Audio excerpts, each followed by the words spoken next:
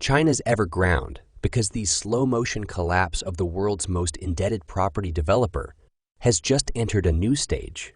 The embattled company has filed for bankruptcy protection in the U.S., while its restructuring plans are being carried out elsewhere. Meanwhile, signs of trouble are spreading across China's broader property market with large housing units, remaining unfinished, and buyers who pay deposits in payments. As a result, another major developer, Country Garden, has warned that it may not be able to make interest payments on its bonds, as it struggles to find them. Cash to finish projects around the country. Well, joining me now is our Asia business reporter, Katie Silver. Katie, bring us up to date with the latest on what's happening with Evergrande. Hi Tag, so as you mentioned, they're filed for bankruptcy protection in the U.S. They've done this under Chapter 15, which governs foreign companies in the U.S. that are undergoing restructurings, basically for protecting them from any creditors that may want to sue them. So you've probably heard of Chapter 11. That typically governs American companies, but as I say this, Chapter 15 for foreign companies. Now, according to court filings, they say these negotiations are ongoing in Hong Kong, the Cayman Islands, as well as the British Virgin Islands. We've reached out to Evergrande, but so far not yet heard back for confirmation all this, but a reminder for those who think, actually, I've probably heard of it. Evergrande before. It is, of course, China's huge property giant. We were talking about it a lot. A couple of years ago, they have about 1,300 different projects, cost 280 different cities in China, and they invest in everything, not just property. They also have, for example, an electric vehicle maker as well as a football club.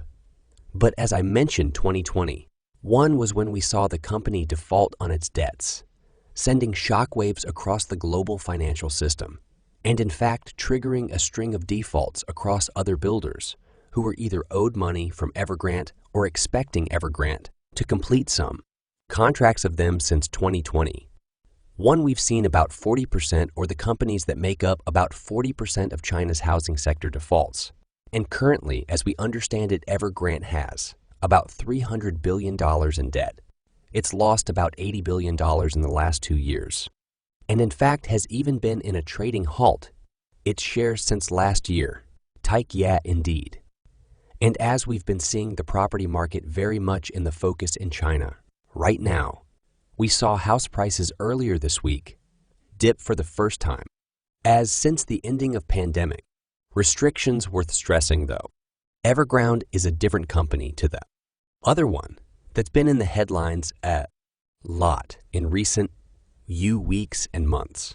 That's Country Garden. Can you bring us up to speed on what's happening with that company? Sure. So they say, for example, that the losses of if Country Garden was to go under that would be far greater than Evergrande. It's a much larger company. It, of course, warned in the last couple of weeks that it was going to make about an $8 billion loss in the first half of this year. And for any of us who remember the trials and tribulations of Evergrande, you could almost have a little bit Pete's. They also told bondholders that they were not going to be able to service the boundary payments.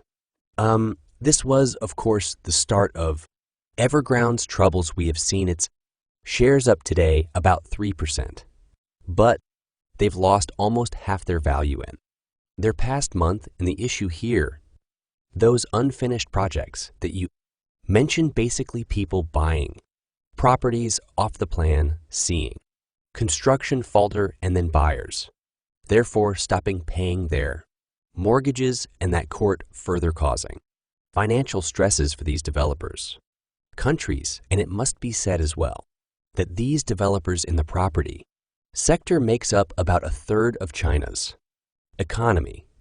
So it's a really pivotal sector, creating fears of contagion and what these potential collapses and defaults may mean for the rest of the economy. And of course, China's economy is really struggling at the moment. We've talked about the fact that it has hit deflation.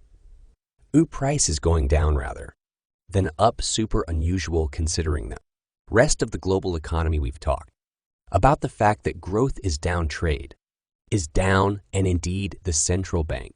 They're having to cut interest rates. Earlier this week, most unexpected, is the world's second largest economy, struggling really to get back after them. Pandemic tag, okay, Katie Silverin. Singapore, thank you very much, we have of course been watching of developments. Coming out of China all this week, lots of disappointing economic data. No, least the fact that they decided to stop reporting youth unemployment after it had reached a record high in June of this year. Let's talk about the market. Implications now. Mike Cooper's morning. Morningstar Investments. Investment officer for the EMEA region. And joins me now. Mike, thanks for being with us. And morning, Jack. What's going to the minds of the people that you work alongside, that you work with, when they see this kind of slow-moving car crash happening in China? Yeah, it says, you were covering up. Early this morning, it is something that's been going on for so long now that people might be thinking, is this still happening? But what's interesting about the way the story is evolving is just the scale of it and how the Chinese government have chosen to deal with them. Issue, now you might recall, previously, the Chinese government got much tougher on developers a few years ago. The 3 red lines, and this is really a response to excessive use of debt. They then wanted to crack down on that and all. Of course, we also saw it crack down on the technology and education companies. But now the pendulums swing back the other way.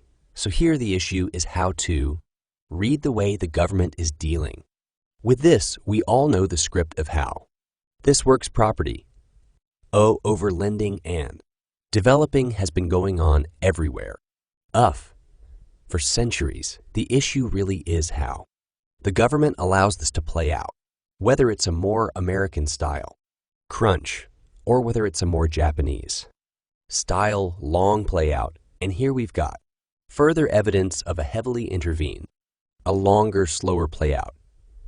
Yeah, I mean, talk us through what you see happening in the months and perhaps even years ahead. I mean, some of those measures you talked about already, limiting, the ability of these developers to borrow some of it, seems to have come quite late in the game. So what's happened in the last 18 months?